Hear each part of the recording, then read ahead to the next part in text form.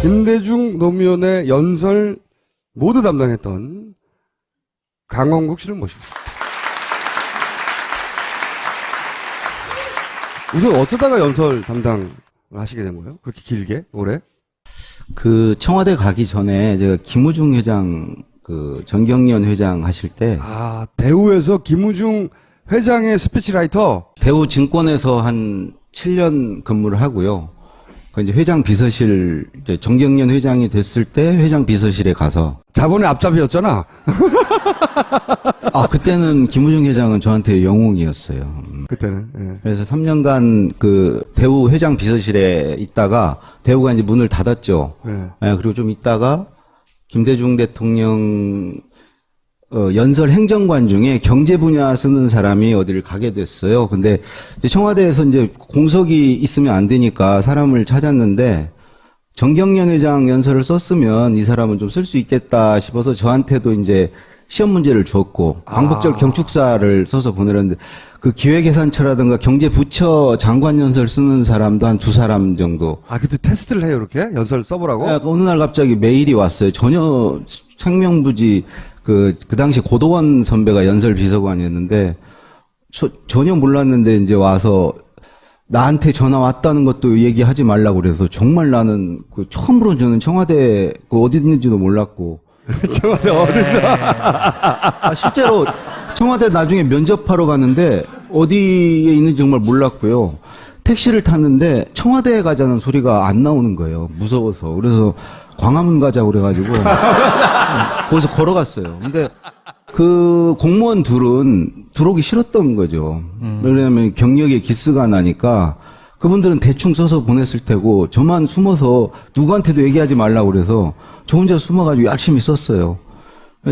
제가 들어가게 됐는데 면접은 뭐 딱 하나 물어보더라고요. 지금 박선숙 수석 뭐 이런 분들이 면접했는데 아픈 데 없냐고 그러더라고요. 아픈 데 없냐고? 여기? 없다고 그랬더니 그럼 됐다고. 그래서 가게 됐는데 그리고 이제 3년간 김대중 대통령 모셨는데 저는 이제 그걸로 끝난 걸로 생각했죠. 정권이 연장이 돼도 자리가 모자라니까 그 노무현 대통령 당선을 도운 분들이 얼마나 많아요. 그러니까 당연히 이제 자리를 비워줘야 되는데 그 연설 비서관 자리는 아무도 안 하려고 그러는 거예요. 우리 윤태영 선배도 안 하려고 그러고. 왜 안 하려고 너무 그래? 힘드니까. 너무 힘드니까 말이 너무 많아가지고. 그래 노무현 대통령도 제가 하는 건 당연히 못마땅하게 생각하셨는데 아무도 정말 안 한다고 하니까 제가 하게 됐어요. 안 한다고 한 이유는 뭐래요? 기본적으로 노무현 대통령이 이 본인의 말과 글을 굉장히 잘 하려고 노력을 하시는 분이고요. 그래서 이제 그거를 쓰는 일이 되게 힘들어요. 그분은 적당히 끝이 없어요. 행사 시작하는 순간까지 고치세요. 시간이 더 남으면 더 고치실 거예요. 그러니까 광복절 경축사 같은 경우도 한 7개, 8개를 써요. 버전을? 예, 전혀 다른 주제로. 그러니까 버전 하나를 쓰려면 되게 한 열흘을 집에 못 가는데 그런 거를 계속 쓰시는 거예요. 근데 본인이 그러셨어요. 하나 써놨다고 생각이 바뀌고 상황이 바뀌었는데 써둔 거 있으니까 그거 가서 읽지? 이건 말이 안 된다. 바뀌었으면 바뀐 원고를 쓰는 게 최선이다. 그래서 근데 그분은 계속 바뀌세요, 생각이. 정말 급질문. 그 원고도 쓰셨어요? 부끄러운 줄 알아야지 그거. 그 원고가 없는 그냥 예. 연설이었나요? 그러니까 말씀 자료는 갔는데 말씀 자료도 연설 비서관이 TF 팀장이에요. 그래서 네. 관련 비서관들하고 같이 해서 말씀 자료 작성을 해요. 각자 맡겨놓으면 기조가 없고 그걸 이제 메시지 관리가 안 되잖아요. 일관되게 좀 가는 게 있어야 되는데 그래서 근데 전혀 참고를 안 하세요. 전혀 참고를 안 하세요. 전혀 참고를 안 하세요. 제가 인수위 때 인수위 시작한 날부터 끝날 때까지 당선자 연설을 썼는데 단 한 번도 저는 하루에 뭐 2개, 3개를 집에 못 가고 거의 썼는데 단 한 번도 그걸 읽으신 적이 없고 참고조차 안 하시더라고요. 그래서 제가 김대중 대통령께 너무 죄송한 거예요. 왜냐하면 제가 거기 이제 파견 형태로 인수위에 나갈 때 박지원 실장이 비서실장이었는데 저를 불러서 국민의 정부에 명예를 걸고 가서 잘하라고 그랬는데, 이게 김대중 대통령 그래도 연설을 3년간 쓰면서 그분께 배운 게 있는데, 그게 전혀 씨알도 안 먹히는 거예요. 그래가지고, 이거는 정말 김대중 대통령에 대해서 제가 좀 못하는 거다 했는데, 취임식 당일날 그 취임사가 있고, 취임 오찬사, 만찬사가 있는데, 다들 취임사에 집중을 하고요. 오찬사, 만찬사는 전혀 이제 참모들이, 거기 이제 핵심 측근 참모들이 신경을 안 쓰는 거예요. 노무현 대통령이 단 한 번도 밥자리에서 읽은 적이 없다는 거죠. 준비된 연설이 필요 없다는 거죠. 밥 먹으면서 읽은 적이 없대요. 근데 저는 제 일이니까 당연히 김대중 대통령이 한 번도 안 읽은 적이 없으시거든요. 그래서 좀 준비를 했죠. 했는데 딱 취임을 하시고 나서 노무현 대통령이 마음이 갑자기 이제 대통령이 되고 나니까 사실은 뭔가 이렇게 좀 그냥 하면 안 되겠다는 생각이 드셨나 봐요. 그날 하루만 그러셨는데 오찬사가 있냐고 찾으셨어요. 그래서 이제 뭐 허둥대고 이제 뭐 참모들이 찾는데 제가 준비해 놓은 게 있었거든요. 그걸 그대로 읽으셨어. 그다음에 만찬사 할 때 또 찾으시는 거예요. 그러니까 만찬 때는 이제 정상들 해외에서 온 사람들 대상이고, 오차는 국내에서 이제 좀 난다긴다 하는 사람들 모아놓고 하는데, 그걸 2번을 읽으시고, 그 다음 날인가, 다다음 날인가, 청와대 순시를 5년 동안 딱 한 번 하셨어요. 한 번. 각 방을 이렇게 돌아다니시는 걸. 근데 저희 방에 와가지고, 저 뒤에 이렇게 찌그러져 있는, 난 나가리라고 생각했는데, 찾으시는 거예요. 인수위 때 파견 나왔던 제 이름도 모르고, 제가 처음 인사드리러 가니까 이렇게 저를 쳐다보시지도 않고, 메이크업을 하시면서 거울로 저 뒤에 제가 서 있고 보시면서 글로 보여주세요 그러시더라고요. 그래서 뭐 인사도 이렇게 하고 나왔는데, 그 파견 나왔던 친구 어딨냐고. 그래서 제가 이제 쭈뼛쭈뼛 나가니까 저보고, 자네 덕분에 내가 낭패를 면했다고 고맙다고 그러는 거예요. 그러니까 뒤에 막 비서실장, 장관들 새로 된 사람들 쫙 뒤에 있는데, 도대체 제가 뭘 했길래 대통령이 그 사람들은 아무도 모르죠 그거를. 과거의 패러다임으로는 대통령이 일개 그 행정관한테 뭘 고맙다는 얘기를 왜 해요? 당연히 그냥 하는 일인 거고. 그런데 그분은 그냥 고맙다고 꼭 표현을 하고 싶은 거예요. 그리고 뭐 지위를 따지지 않고, 그리고 고맙다고. 그분은 예를 들어 연설비서관을 대통령이 이렇게 찾으면 제가 가잖아요? 그럼 자네가 쓸 건가? 그래요. 그럼 아니요. 그러면은 쓸 사람 오라 그래. 그럼 행정관이 이제 과장이나 국장이 가서 직접 구술을, 과장한테 대통령이 직접 구술을 하시죠, 연설 쓸 때. 처음에 연설문을 쓸 때 초안을 잡기 위해서 구술을 하는 스타일이었어요? 김대중 대통령도 그랬었어요? 김대중 대통령은 한 번도 이제 구술을 받은 적이 없고요. 심지어 김대중 대통령 때는 이제 우리가 올려드린 종이에 고쳐서 주시는데, 빨간 펜 선생님. 예, 그래서 밑에 비서동에서 이제 대통령 직무실까지는 걸어서 뭐 30분 거리니까, 그때도 이메일은 있었으니까 이제 부속실에 이메일을 쏘고 부속실에서 출력해서 대통령 드리면 되잖아요. 근데 그 당시 분위기는 어디다 대고 대통령한테 쏘냐고. 메일을 쏘는 것도 쏘는 거라고. 근데 이메일이 거의 처음 나왔을 때예요. 어디다 대고 쏘냐고 그래가지고 매번 출력해가지고 이렇게 딱 두 손으로 들고 올라갔어요. 그리고 대통령이 이렇게 고쳐주신 거를 글자를 못 알아봐도, 그분 옥중서신 보면 깨알같이 국한문 혼용체예요. 한자도 막 약자로 쓰셔서 정말 무슨 말인지 모르는 경우 있거든요. 그것도 누군가가 올라가서 비서실장도 가서 이거 뭐라고 쓰신 거예요? 못 물어봤어요. 그럼 그럴 때 어떻게 해요? 오랫동안 모신 사람을 다 불러가지고요. 그럼 부속실도 오고 다 와가지고 이 암호는 뭐냐? 해독을 하는 거예요. 해독. 근데 그게 이제 한번 걸르는 과정이에요. 그럼 낭독본을 해서 올려드리거든요. 그러면 이제 그걸 대통령께서 이제 본인이 낭독하실 때 바로잡을 기회가 있으니까 그걸 못 물어봤어요. 근데 노무현 대통령은 모든 것을 다 구술하실 수가 없죠. 시간이 없으니까. 그래서 중요한 건 꼭 부르셨어요. 그래서 구술하시고 초안을 써서 이지원으로 이렇게 올려드리면 그걸 또 직접 이지원상에서 고치시거나 아니면 도저히 이렇게 고칠 수준이 아니면 부르셨어요 또. 그래서 이제 또 올라가서 하고, 어떤 경우는 이렇게 올리면 군더더기가 많습니다. 그래요. 댓글로. 그러면은 그 군더더기를 되게 싫어하셨거든요. 그럼 이제 빼고 또 올리면 아직도 있습니다. 그래요. 그럼 대통령이 있다니까 무조건 빼야잖아요. 계속 빼는 거예요. 그분은 이렇게 남들이 다 하는 얘기, 뭐 일반론, 뭐 이런 얘기하고 뭐 인용하고 이런 거 되게 싫어하셨어요. 내 얘기도 하기 바쁜데 내가 반부패 국제회의 연설 때 부패란 뭐 나쁜 거고 막 이런 말 썼다가 진짜 잘리는 줄 알았어요. 그때 첫 회인데 진짜 화를 내셨어요. 부패가 당연히 나쁘지. 아, 그리고 반부패 국제회의가 서울에서 개최되는데 그 전문가들이 다 오는데 거기가 되고 뭐 부패가 나쁘고 뭐 이런 소리를 왜 하냐고. 내가 뭘 어떻게 할지를 얘기를 해야지. 내가 어떤 생각을 갖고 있고. 근데 이제 그때만 해도 이제 그런 구술을 안 받고 이제 했는데 그 뒤로 애들이 이제 잘 모르는구나 생각을 하시니까 지시를 하기를 저한테 자네는 내가 하는 소리를 항상 녹음을 들으라고. 그래서 아침, 근데 하루 종일 얘기를 하시는 거예요. 아니, 식전, 아니, 5시 반쯤 일어나시거든요? 5시 반에 일어나시면 식전에 벌써 회의를 한두 건 하세요. 계속 말씀하시고 또 밥 먹으면서 계속 말씀하시고. 주무시기 전까지 계속, 근데 그거를 다 들으라고 그러니까 저는 연설을 쓸 수는 없고 이제 하루 종일 듣고 있는 거죠.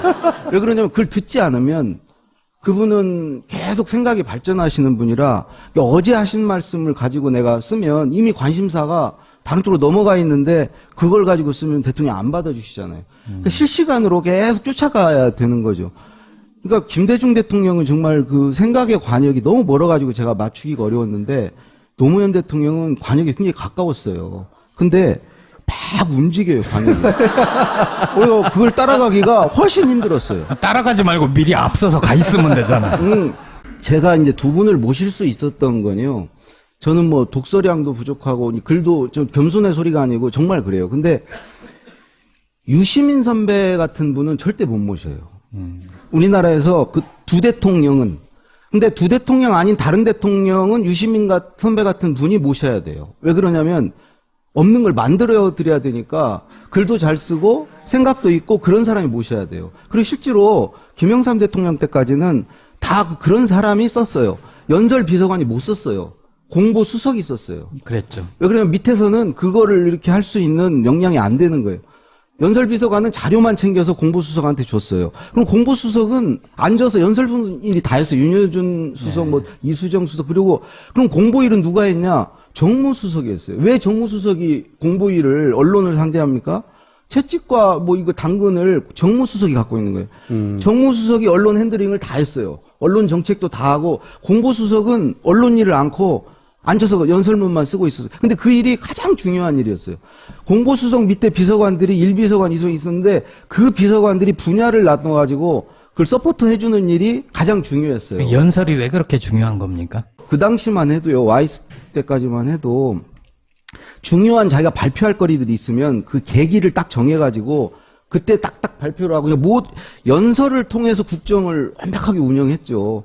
왜냐면 개인적으로 뭐 이렇게 노무현 대통령 같이 어디 뭐 이렇게 뭐 춘추관을 찾아가지도 않고 이렇게 사람을 만나서 이렇게 허심탄회하게 얘기하는 스타일들이 아니고 절대 그런데 왜냐면 그때까지만 해도 절대 대통령은 말하지 마라. 말하면 무섭지 않다. 말하지 말고 가만히 보다가 그냥 잡아다가 중앙정부 데려가서 족치고 내보내고 세무조사하고 이렇게 하면 되지 뭐 설명해주고 그렇게 하지 말라고 얘기하고 그것도 하지 마라. 그냥 가만히 입 닫고 있다가 행동으로 보여줘라. 그게 대통령의 덕목이었거든요. 그러니까 말은 연설을 통해서만 딱 정색을 하고 딱 얘기하고 그런 식으로 운영이 됐기 때문에 그게 이제 김대중 대통령 때 와서는 왜 공보수석이 그거를 하고 저기 연설문을 쓰고 앉아 있냐고. 연설 비서관이 써야지. 이 유시민 선배한테 2번 정도 대통령이 부탁을 한 적이 있어요. 네. 사전에 5.18 연설하고 4.19 연설 2번을 그것도 노무현 대통령이 굉장히 그 시스템을 중시하는 분이에요. 아주 시스템을 중시하는 분이에요. 그래서 그런 지시를 할 때도 부속실이 안 해요. 연설비서관한테 연락을 해요. 그래서 유시민 장관한테 그걸 받아와라. 한번 써보라 그래라. 왜 그러냐면 부속실에서 직접 해버리면 연설비서관이 붕 뜨잖아요. 제가 연락을 하니까 유시민 장관께서 거의 뭐 새벽에 이렇게 작업을 하셔가지고 새벽에 보내주셨더라고요. 어디 지방 출장 중이신데 PC방 가서 쓰셨대요. 밤을 꼴딱대고 쓰셔서 보내셨더라고요. 근데, 정말 잘 쓰셨어요. 그래서. 그거는 문제 없나요? 대통령의 연설이 될 것을 PC방에서 보안이 허술한 곳에서 흘러나갈 수도 있는데. 근데 그거 이제 그럴 염려가 없는 게요. 그걸 이제 보고를 드렸더니 대통령이 쭉 읽어보시더니 유시민 생각이네. 됐다 그러시더라고요. 아니 뭐 한 줄이라도 이거는 좀 넣어라. 이거 참 참신하다. 이 말은 괜찮다. 이런 게 한 줄도 없고 단어 하나도 채택을 안 하시고 됐다 그러죠. 그것도 두 번씩이나. 그래서 제가 유시민 장관한테 정말 드릴 말씀이 없어가지고 대통령이 됐다고 그러십니다 하셨더니 근데 바로 이제 그런 분은 대통령을 두 분은 모실 수가 없는 거예요. 그런 분들은요 자기 생각을 자꾸 집어넣어요. 자기도 모르게. 그리고 자기 문체가 있기 때문에 자기도 모르게 자기 글을 써요. 그러면 노무현 대통령, 김대중 절대 안 받아줘요. 아무리 생각이 좋고 명문장에도 안 받는데 저 같은 사람이 좋은 거예요. 깨끗한 게 들어갈 내 생각이 없어요. 그리고 나는 문체도 없어요. 저는 대통령 생각이 없으면요 글을 못 써요. 너무 얼마나 간절하게 대통령 생각을 쫓겠어요. 계속 들어야 되고 대통령 생각이 없으면 아예 못 쓰니까 저는. 더군다나 또 저는 문체도 없기 때문에 대통령 문체를 갖다가 써야 돼요. 그래서 노무현 대통령이 좋아하는 단어까지 책상에다 붙여놓고 그 단어를 썼어요, 다. 논리적인 전개 방식이랑 모든 건 다 대통령 당연히 따라가는 거고요. 그러니까 모든 걸 다 구술을 안 해주시는데 이제 작은 것들은 이제 써서 올리면 구술해 주신 경우도 사실은 구술을 받을 때 대통령께서 그냥 그거 있잖아. 그거 알지? 막 그래요. 그럼 저는 모르는데. 아니, 정말 몰라요. 근데 대통령은 막 그거 있잖아. 그거 알지? 막 그러셨는데 저는 막 받아 적을 때 물음표만 계속 말을 여쭤보지는 못하죠, 저도. 그게 뭔데요? 그러면. 대통령은요, 노무현 대통령은 이렇게 말할 때 끊는 걸 되게 싫어하셨어요. 왜 그러냐면 말을 해야 생각이 난다고 그러셨어요. 막 생각이 나야 되는데 그걸 뭐 중간에 끊으면 안 되니까 해서 초안을 써서 올려드리면 대통령께서 그러세요. 내가 다 얘기해줬는데 너 왜 이렇게 썼냐고. 근데 실제로는 얘기 안 해주셨거든요. 녹음기를 틀 수도 없고 이제 그런 과정을 계속 거쳐서 이제 노무현 대통령은 뭐 그거를 계속 부르세요. 부르시면 가면 제가 이제 이지원으로 올려드린 걸 제가 한번 출력을 해서 대통령 자리에 이렇게 놓으면 대통령이 이제 뒤에 입장하시잖아요. 제가 한 번은 저도 모르게 이렇게 입이 나와 있었나 봐요. 근데 대통령이 부르시면 그때부터 이제 한 며칠 집에 못 가니까. 근데 그것도 꼭 비서실장이나 이런 분이 배석을 하면요. 구술을 다 끝나거나 대통령이 물어봐요. 언제쯤 볼 수 있어요? 그러면 꼭 그 비서실장이 톡 나서가지고 내일 아침에 보여드리겠습니다. 자기가 쓸 것도 아니면서 내일 아침에. 그러면 노무현 대통령 꼭 그러셨어요. 그렇게 안 됩니다. 그렇게 되는 거 아닙니다. 방비서관 언제 가능해요? 그러면 뭐 3일 정도 모르면 알았어 그렇게 하라고. 그런데 제가 한 2가지 사례를 좀 들면 제가 이제 그분 모시면서 안 되는 능력으로 그걸 하려니까 과민성 대장 증세로 이렇게 대통령 앞에 가서 구술을 받으면요 이게 좀 길어지겠다 싶으면 배가 아픈 거예요. 그래서 이 자리를 피할 수 없다. 중간에 일어설 수 없다는 게 막 스트레스가 와서 배가 아파요. 근데 사실 2번 제가 일어섰어요. 대통령의 화장실, 그러면 저 화장실 간 동안 계속 기다리시는 거예요. 다른 대통령 같았으면 엄청 화나셨을 거예요. 그런 경우, 한 번은 내일이 국회 연설인데 하루 전날 10시에 저를 부르셨어요. 관저로. 그날 연설이 마무리됐었거든요. 저녁 먹으면서 끝냈는데 저녁 쉬고 주무시러 가셨다가 새로운 생각이 나셨나 봐요. 자다가 일어나서. 아니, 연설이 그게 50분짜리예요, 국회 연설은. 근데 다시 부르신 거예요. 그래서 올라갔더니 그분은 꼭 연설을 뭘 말을 하거나 쓰는 걸 앞두고 약간 이렇게 업되세요. 왜 그러시냐면 그분은 평소에 준비된 게 많아가지고 이걸 쓸까 저걸 쓸까 막 이런 걸 되게 재밌어 하세요. 이렇게 쓰면은 반응이 어떻게 나오고, 그러니까 글 쓰고 말하는 걸 되게 좋아하세요. 근데 관저 가서 이제 혼자 깜깜한 데 기다리고 있는데 대통령이 저쪽에서 막 노래를 부르시면서 오시는 거예요. 근데 혼난 때는 대통령이 딱 부르셔가지고 화를 확 내시더라고요. 너 어디 기분 너한테 내가 무서워서 말하겠냐고. 대통령이 좀 찾으면 너 무슨 말씀을 하실까 그런 기대와 호기심을 가지고 그런 눈빛으로 나를 기다려야지 내가 말을 하지. 그리고 인상 쓰고 앉아있으면 내가 무서워서 너한테 어떻게 말을. 근데 그분은 그런 얘기 다 하세요, 그냥. 아주 뒤끝이 전혀 없으세요. 막 혼내실 때는 제가 3번 그만두라는 소리 들었거든요. 당장 그만두라고 그러면서 너 지금 하기 싫으면 그만두라고. 사보타지 하냐고. 뭐 이런데 다음 날은 아무 적 없어. 그래서 저는 항상 혼날 때마다 정말 계속 내일은 내일에 태양이 뜨겠지. 그 생각을.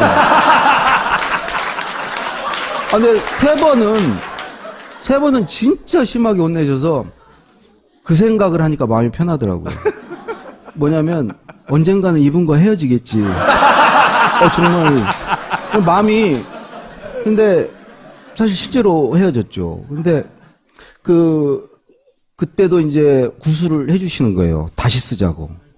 아니 제가 50분짜리 연설을 쓰려면요, 저는 거의 한 5일을 써야 돼요. 근데 구술을 해주시고 내려와서 제가 하고 있는데 제 다리에 힘이 풀려가지고 이건 정말 대형 사고다 하고 있는데 2시 반인가 전화를 하셨어요. 새벽에. 네. 안 주무시고 기다린 거야. 틀림없이 못 쓴다는 걸 알기 때문에. 어디까지 됐노? 그러시더라고요. 너 얼마나 얄미운지.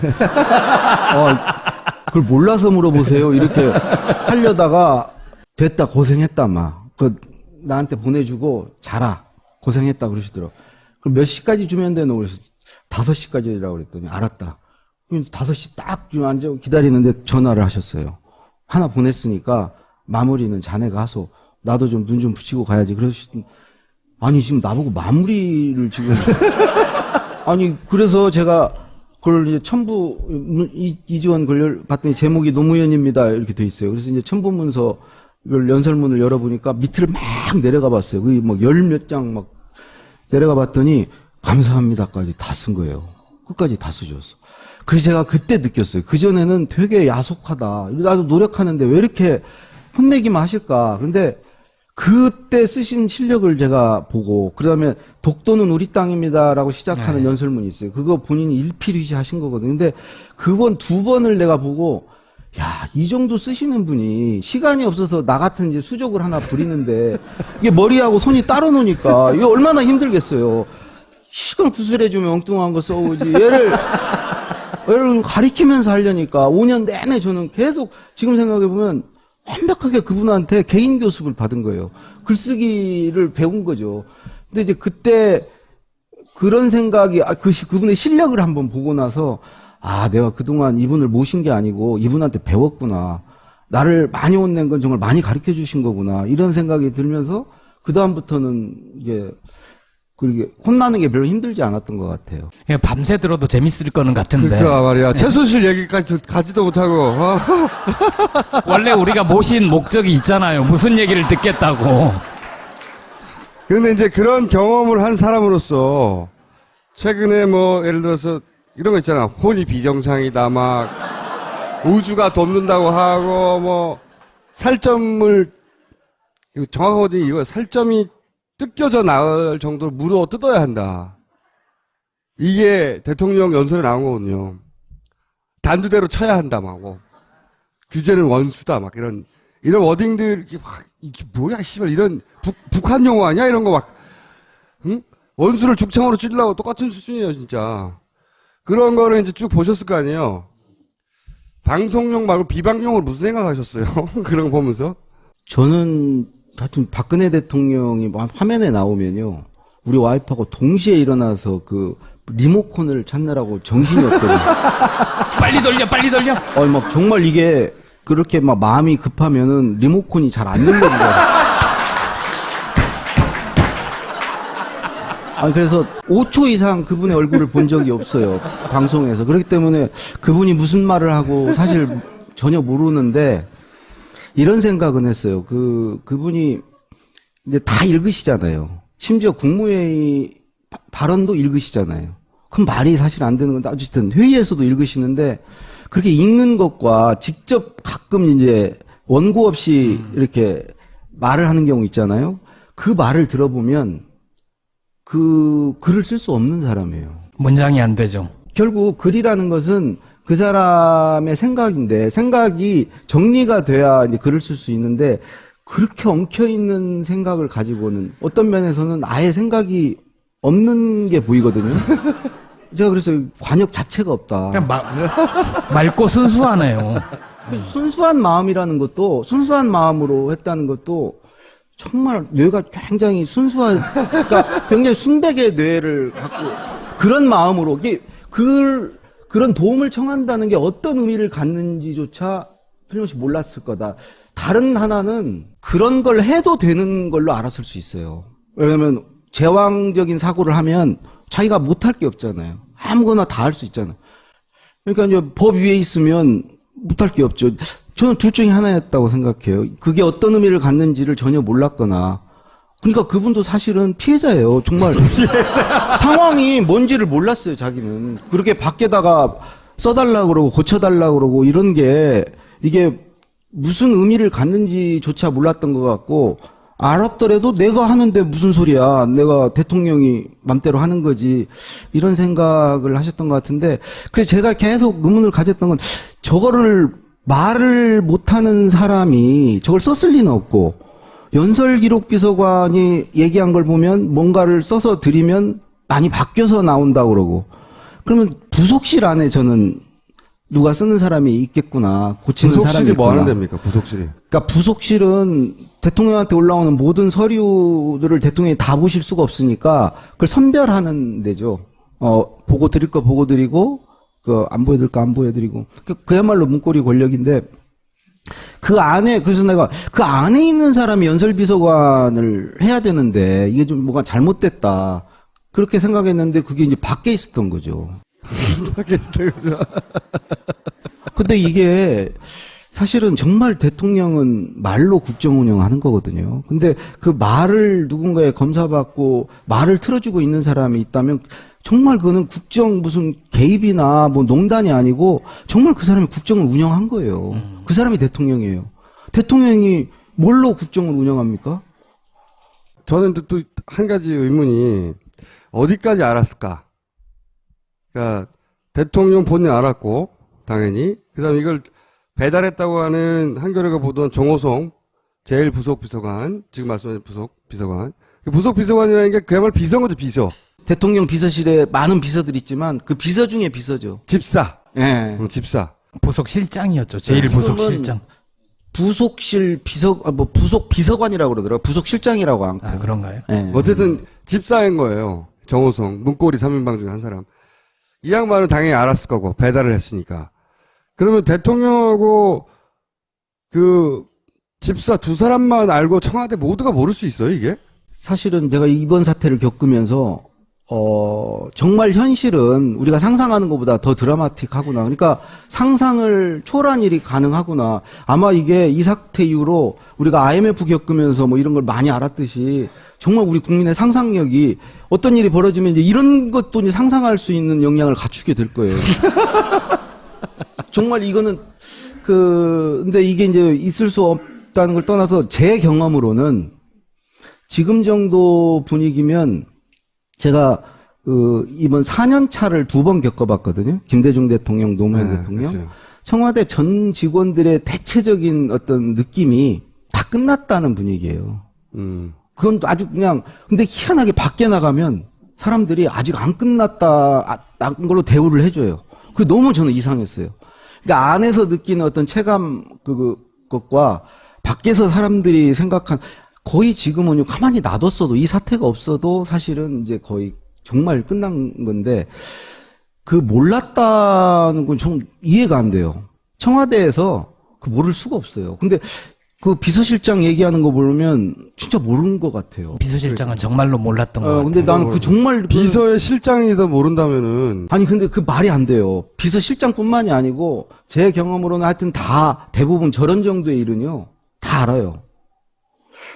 근데 저거를 비서실장이 정말 연기를 하는 건지 뭔지 모르겠지만 뭐 이렇게 봐서는 정말 몰랐다 모르는 걸 보면 그게 어떻게 가능하죠? 매일매일 갖다 줬다는데 이만큼 30cm면은 그날 대통령한테 보고되는 소리 몽땅 합쳐가지고 갖다 준 거 아니에요. 매일매일. 그게 어떻게 가능하죠? 이게 모르게.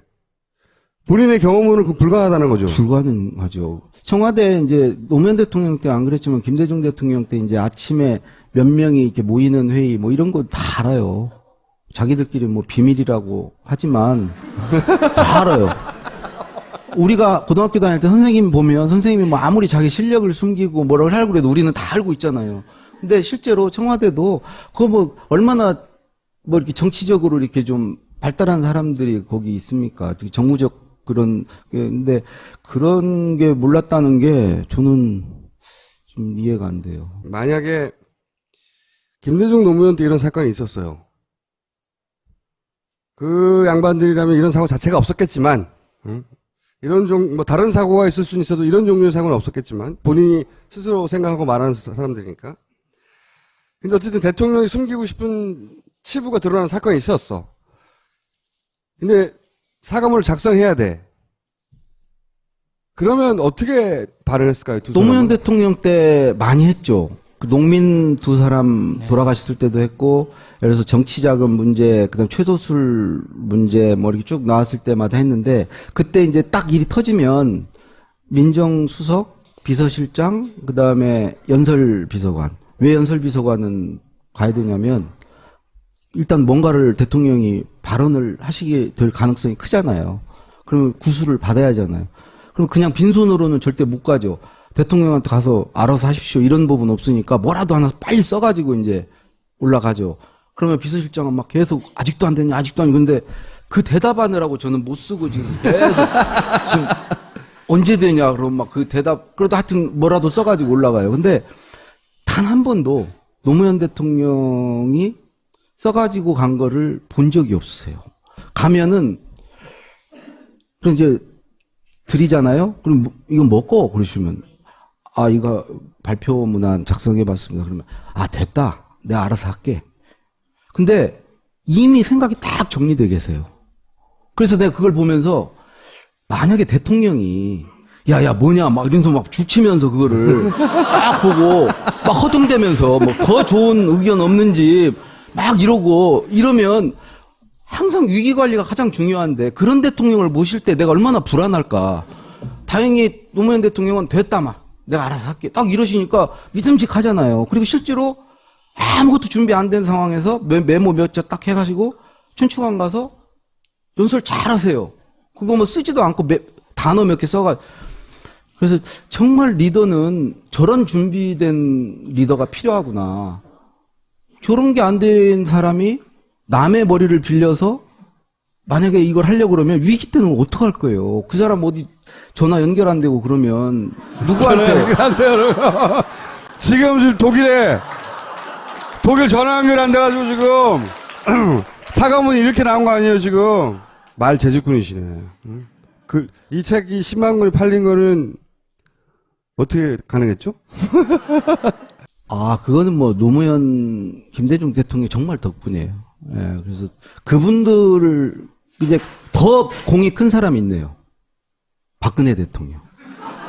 그분이 계속 무슨 연설을, 그다음에 소통을 않고 계속 그러면서 살려냈어요. 노무현과 김대중 대통령을 옛날 그리워하게 만들었어요.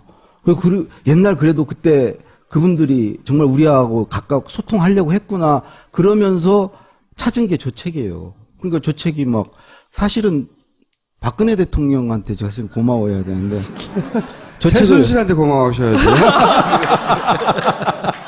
오늘 검찰이 최순실 집 압수수색 갔는데 저 책 나올지도 몰라요.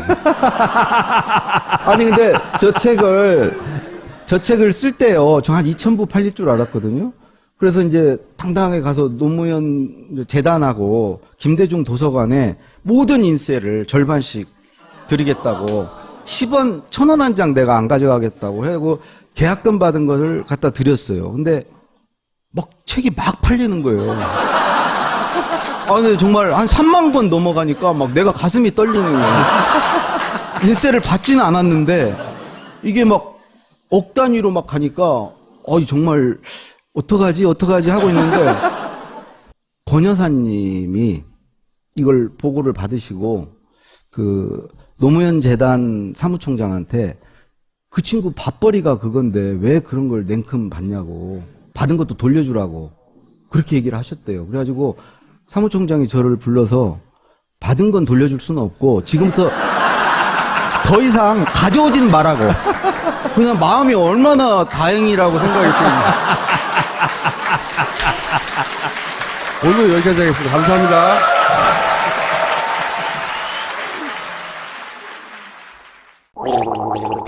엄마, 가글 했는데 입에서 뭐가 나왔어. 그거 올리덴탈 체크 가글이라 그런겨. 지금 쓰고 있는 가글 사용 후 확인해 보셨나요? 무색소, 무알콜, 무계면 활성제의 올리덴탈 체크 가글은 쉽게 나온 입안의 이물질을 눈으로 확인할 수 있습니다. 딴지마켓에서 판매 중입니다. 이렇게 해가지고 이렇게 딱 두 손으로 들고 올라갔어요. 그리고 대통령이 이렇게 고쳐주신 거를 글자를 못 알아봐도 그분 옥중서신 보면 깨알같이 국한문 혼용체예요. 한자도 막 약자로 쓰셔서 정말 무슨 말인지 모르는 경우 있거든요. 그것도 누군가가 올라가서 비서실장도 가서 이거 뭐라고 쓰신 거예요? 이거 못 물어봤어요. 그럼 그럴 때 어떻게 해요? 오랫동안 모신 사람을 다 불러가지고 그래 부속실도 오고 다 와가지고 이 암호는 뭐냐? 해독을 하는 거예요. 해도. 근데 그게 이제 한번 걸르는 과정이 왜 그러면 낭독본을 해서 올려드리거든요. 그러면 이제 그걸 대통령께서 그 이제 본인이 낭독하실 때 바로잡을 기회가 있으니까 그걸 못 물어봤어요. 근데 노무현 대통령은 모든 것을 다 구술하실 수가 없죠. 시간이 없으니까. 그래서 중요한 건 꼭 부르셨어요. 그래서 구술하시고 초안을 써서 이지원으로 이렇게 올려드리면 그걸 또 직접 이지원상에서 고치시거나 아니면 도저히 이렇게 고칠 수준이 아니면 부르셨어요 또. 그래서 이제 또 올라가서 하고 어떤 경우는 이렇게 올리면 군더더기가 많습니다. 그래요. 댓글로. 그러면은 그 군더더기를 되게 싫어하셨거든요. 그럼 이제 빼고 또 올리면 아직도 있습니다. 그래요. 그럼 대통령이 있다니까 무조건 빼야잖아요. 계속 빼는 거예요. 그분은 이렇게 남들이 다 하는 얘기, 뭐 일반론, 뭐 이런 얘기하고 뭐 인용하고 이런 거 되게 싫어하셨어요. 내 얘기도 하기 바쁜데 내가 반부패 국제회의 연설 때 부패란 뭐 나쁜 거고 막 이런 말 썼다가 진짜 잘리는 줄 알았어요. 그때 첫 회인데 진짜 화를 내셨어요. 부패가 당연히 나쁘지. 그리고 반부패 국제회의가 서울에서 개최되는데 그 전문가들이 다 오는데 거기가 되고 뭐 부패가 나쁘고 뭐 이런 소리를 왜 하냐고. 내가 뭘 어떻게 할지를 얘기를 해야지. 내가 어떤 생각을 갖고 있고. 근데 이제 그때만 해도 이제 그런 구술을 안 받고 이제 했는데 그 뒤로 애들이 이제 잘 모르는구나 생각을 하시니까 지시를 하기를 저한테 자네는 내가 하는 소리를 항상 녹음을 들으라고. 그래서 아침, 근데 하루 종일 얘기를 하시는 거예요. 아니, 식전, 5시 반쯤 일어나시거든요? 5시 반에 일어나시면 식전에 벌써 회의를 한두 건 하세요. 계속 말씀하시고 또 밥 먹으면서 계속 말씀하시고. 주무시기 전까지 계속, 근데 그거를 다 들으라고 그러니까 저는 연설을 쓸 수는 없고 이제 하루 종일 듣고 있는 거죠. 왜 그러냐면 그걸 듣지 않으면 그분은 계속 생각이 발전하시는 분이라 어제 하신 말씀을 가지고 내가 쓰면 이미 관심사가 다른 쪽으로 넘어가 있는데 그걸 가지고 쓰면 대통령이 안 받아주시잖아요. 그러니까 실시간으로 계속 쫓아가야 되는 거죠.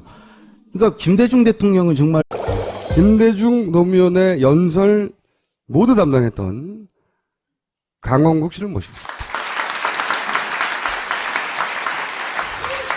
우선 어쩌다가 연설 담당을 하시게 된 거예요? 그렇게 길게 올해? 그 청와대 가기 전에 제가 김우중 회장 정경련 회장 하실 때 대우에서 김우중 회장의 스피치라이터. 대우 증권에서 한 7년 근무를 하고요. 그 이제 회장 비서실 이제 정경련 회장이 됐을 때 회장 비서실에 가서 자본의 앞잡이였잖아.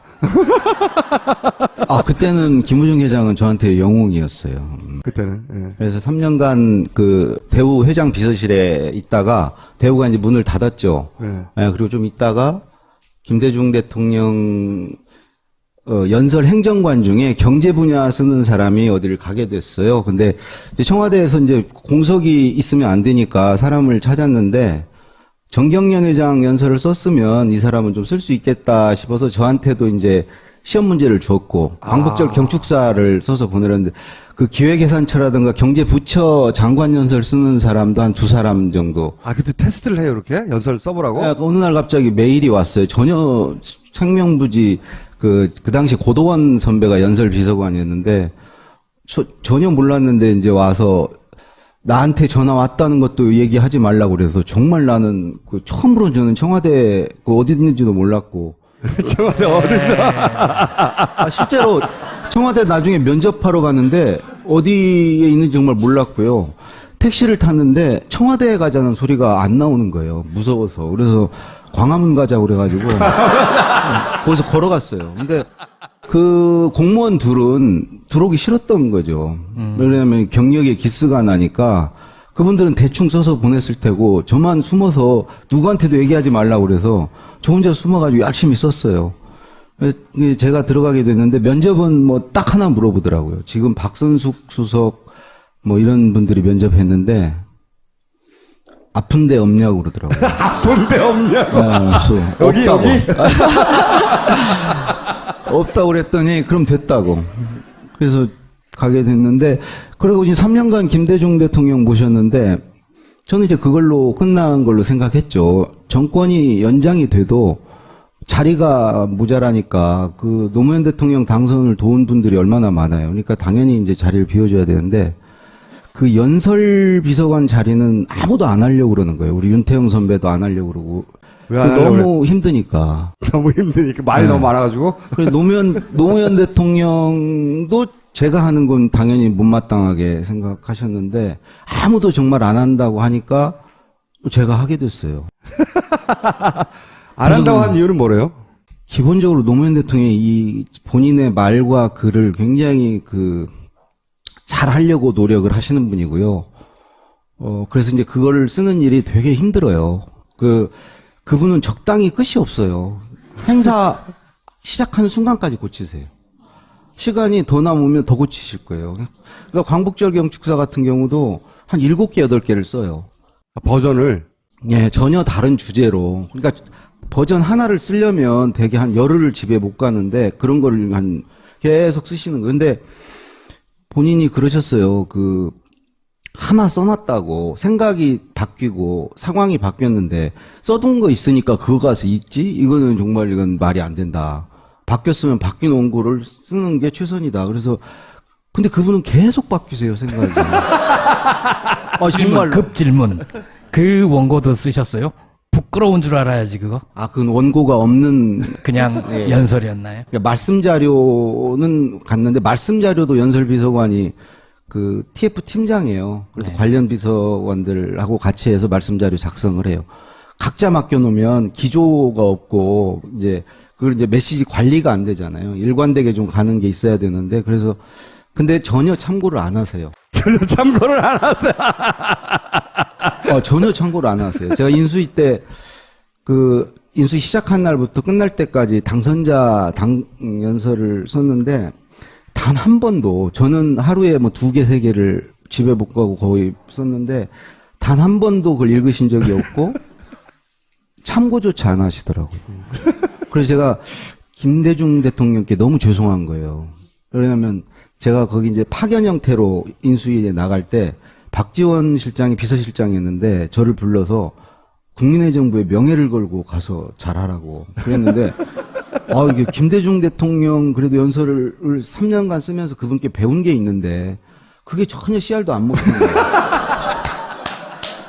그래가지고 이거는 정말 김대중 대통령에 대해서 제가 잘 못하는 거다 했는데 취임식 당일날 취임사가 있고 취임 오찬사 만찬사가 있는데 다들 취임사에 집중을 하고요. 오찬사 만찬사는 전혀 이제 참모들이 거기 이제 핵심 측근 참모들이 신경을 안 쓰는 거예요. 노무현 대통령이 단 한 번도 밥자리에서 읽은 적이 없다는 거죠. 준비된 연설이 필요 없다는 거죠. 밥 먹으면서 읽은 적이 없대요. 근데 저는 제 일이니까 당연히 김대중 대통령이 한 번도 안 읽은 적이 없으시거든요. 그래서 좀 준비를 했죠. 했는데 딱 취임을 하시고 나서 노무현 대통령이 마음이 갑자기 이제 대통령이 되고 나니까 사실은 뭔가 이렇게 좀 그냥 하면 안 되겠다는 생각이 드셨나 봐요. 그날 하루만 그러셨는데 오찬사가 있냐고 찾으셨어요. 그래서 이제 뭐 허둥대고 이제 뭐 참모들이 찾는데 제가 준비해 놓은 게 있었거든요. 그걸 그대로 읽으셨어. 그다음에 만찬사 할 때 또 찾으시는 거예요. 그러니까 만찬 때는 이제 정상들 해외에서 온 사람들 대상이고 오차는 국내에서 이제 좀 난다긴다 하는 사람들 모아놓고 하는데 그걸 2번을 읽으시고 그 다음 날인가 다다음 날인가 청와대 순시를 5년 동안 딱 한 번 하셨어요. 한 번. 각 방을 이렇게 돌아다니시는 걸. 근데 저희 방에 와가지고 저 뒤에 이렇게 찌그러져 있는데 난 나가리라고 생각했는데 찾으시는 거예요. 인수위 때 파견 나왔던 뭐 제 이름도 모르고 제가 처음 인사드리러 가니까 이렇게 저도 쳐다보시지도 않고 메이크업을 하시면서 거울로 저를 저 뒤에 제가 서 있고 보시면서 글로 보여주세요 그러시더라고요. 그래서 뭐 인사도 이렇게 하고 나왔는데 그 파견 나왔던 친구 어딨냐고. 그래서 제가 이제 쭈뼛쭈뼛 나가니까 저보고 자네 덕분에 내가 낭패를 면했다고 고맙다고 그러는 거예요.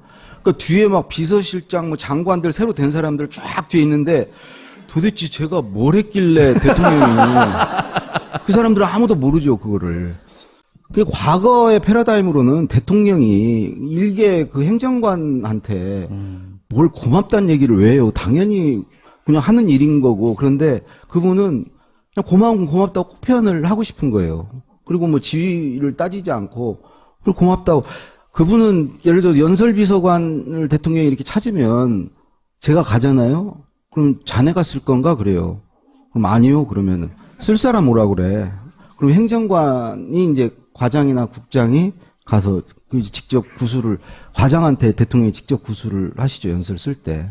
처음에 연설문을 쓸 때 초안을 잡기 위해서 구술을 하는 스타일이었어요? 김대중 대통령도 그랬었어요? 김대중 대통령은 한 번도 이제 구술을 받은 적이 없고요.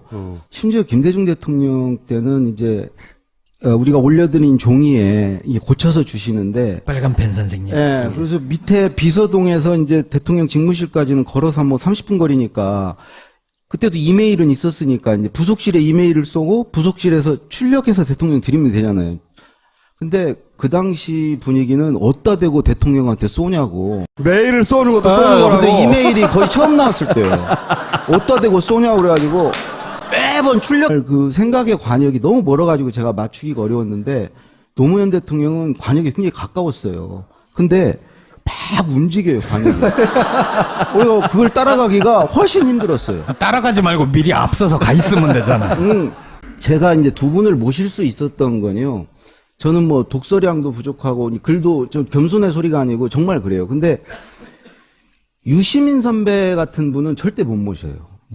우리나라에서 그 두 대통령은.